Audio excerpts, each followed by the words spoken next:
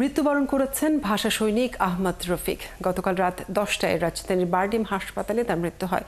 ব্যক্তি জীবনে নিঃসন্তান এই সাহিত্যিক এপার ও ওপার বাংলায় সমানভাবে সম্মানিত। তার ভক্ত ও অনুরাগীদের কাছে সাহিত্য ও কর্মে বেঁচে থাকবেন আজীবন।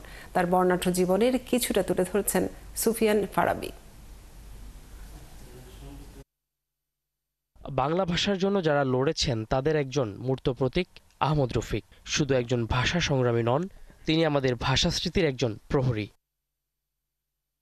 1952 সালের ভাষা আন্দোলনে সরাসরি অংশগ্রহণ করেন তিনি। ঢাকা বিশ্ববিদ্যালয়ের ছাত্র থাকাকালীন সময়ে ভাষার অধিকার আদায়ে রাজপথে নামেন। তার অবদান শুধু আন্দোলনে নয়, গবেষণায়, লেখায় ও ভাষা সাহিত্য চর্চাতেও অনন্য। বাংলা ভাষা ও সাহিত্য নিয়ে লিখেছেন অসংখ্য বই। মৃত্যুর আগদিন পর্যন্ত তিনি বলে গেছেন, ভাষা শুধু অনুভব নয়, এটি অস্তিত্বের দাবি। ভাষা আন্দোলনের এই নিরলস যোদ্ধা আমাদের শিখিয়ে দেন, ইতিহাসকে মনে রাখা শুধু দায়িত্ব নয়, সম্মানেরও বিষয়।